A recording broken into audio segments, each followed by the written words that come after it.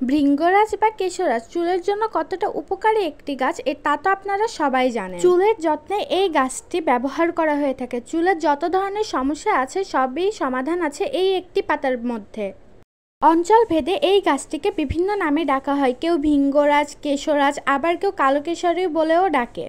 এই পাতা বেটে লাগানোর সাথে সাথে চুল 10 হাত লম্বা হয়ে যাচ্ছে। চুলের গোড়া অনেক শক্ত ও মজবুত হচ্ছে।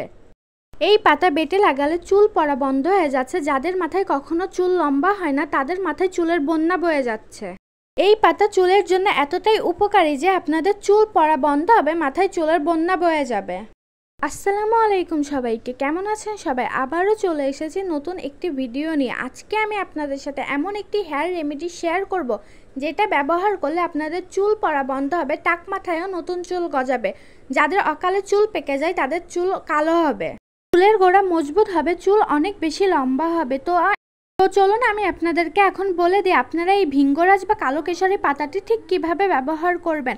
আপনারা দেখতেই পাচ্ছেন আমি এখানে ভৃঙ্গরাজ বা কালো কেশরী পাতাটা ছোট ছোট করে কেটে নিয়েছি। কাটার আগে অবশ্যই খুব ভালোভাবে আপনারা পরিষ্কার করে নেবেন। নেক্সট আমাদের যে উপাদানটি লাগবে সেটি হলো কালো জিরা। কালো জিরা আমাদের চুলকে অনেক বেশি লম্বা করতে সাহায্য করে থাকে। কালো জিরা অকালে পাকা চুল কালো করতে সাহায্য করে থাকে। এখানে আমি 1 চা চামচ পরিমাণে কালো জিরা ব্যবহার করছি। আপনারা আপনাদের চুলের প্রয়োজন মতো কালো জিরা ব্যবহার করতে পারেন। নেক্সট আমাদের যে উপাদানটি লাগবে সেটি হলো মেথিদানা। মেথিদানা চুলের গোড়া থেকে মজবুত করতে অনেক বেশি সাহায্য করে থাকে। এরপর আমাদের যে উপাদানটি লাগবে সেটি হলো পেঁয়াজ। এখানে আমি মাঝারি সাইজের একটি পেঁয়াজ ব্যবহার করছি। আপনারা আপনাদের চুলের প্রয়োজন মতো পেঁয়াজ ব্যবহার করতে পারেন। পেঁয়াজ আমাদের মাথায় নতুন চুল গজাতে অনেক বেশি সাহায্য করে থাকে। এখন আমি সব কয়টি উপাদান খুব ভালোভাবে মিশিয়ে নেব। এরপর আমি একটি ব্লেন্ডারের সাহায্যে উপাদান কয়টি খুব ভালোভাবে ব্লেন্ড করে নিব। আপনারা দেখতেই পাচ্ছেন আমি এখানে একটি ব্লেন্ডার নিয়ে নিয়েছি। এখন আমি ব্লেন্ডারের ভিতর সবকটি উপাদান খুব ভালোভাবে দিয়ে নিব। আমি এখানে ব্লেন্ডার ব্যবহার করছি, আপনারা চাইলে পাটার সাহায্যেও বেটে ব্যবহার করতে পারেন। এখন আমি এর ভিতরে সামান্য পানি দিয়ে দেব এবং ব্লেন্ড করে নিব।